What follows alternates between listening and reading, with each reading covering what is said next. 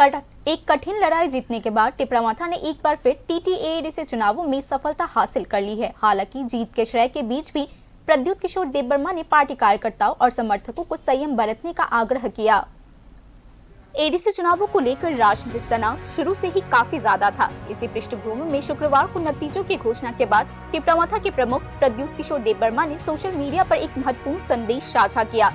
यह चुनाव किसी भी तरीके से आसान नहीं था। कई तरफ से दबाव डाला गया और पार्टी को प्रशासन के साथ सीधे टकराव से भी गुजरना पड़ा। इसके अलावा उन्होंने आरोप लगाया कि टिपरामाथा के भीतर फूट डालने की कोशिशें भी की गई।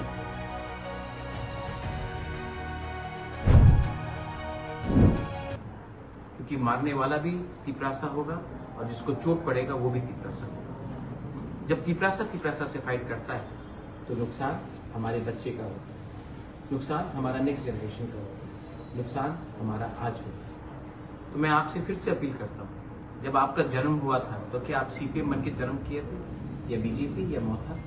आप जन्म तिपरासा बन के किए। आप पहले एक इंसानियत के लाइन में थे और जीत हार इलेक्शन में होता है, लेकिन एक दूसरे को मारकर हमारा कम्युनिटी का जो 1000 साल से इस राज्य में हमारा राज हुआ है, और अगर हम लोग आज पॉलिटिक्स के लिए, राजनीति के लिए एक दूसरे को मारपीट करेंगे भी नहीं। और इन दी एंड मजाक उड़ाया गया, नीचे दिखाया गया, नाम बुलाया गया, लेकिन अंत में जीत प्यार का। हालांकि सभी मुश्किलों को पार करते हुए और पूरी तरीके से टिपरासा लोगों के प्यार और समर्थन से प्रेरित होकर पार्टी एक बार फिर पहाड़ियों पर कब्जा करने में सफल रही है, प्रद्युत किशोर देबबर्मा ने जोर देकर कहा। उन्होंने आगे कहा कि यह संघर्ष केवल राजनीति तक ही सीमित नहीं था। यह टिपरासा मूल निवासी समुदाय के भविष्य को समर्पित एक आंदोलन है, एक ऐसा आंदोलन जो आने वाले दिनों में भी किसी बिना रोक टोक के जारी रहेगा।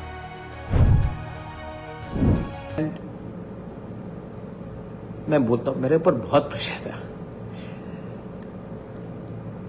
सुनने को भी बहुत मिला, लेकिन लोगों को झूठ नहीं बोला, लोगों को प्यार किया।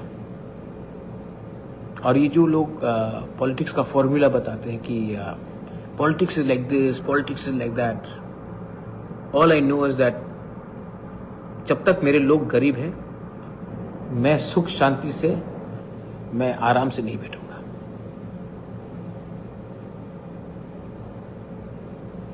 कैसा लगा जीत? लेकिन असली जीत तब होगा जब आप एक दूसरे।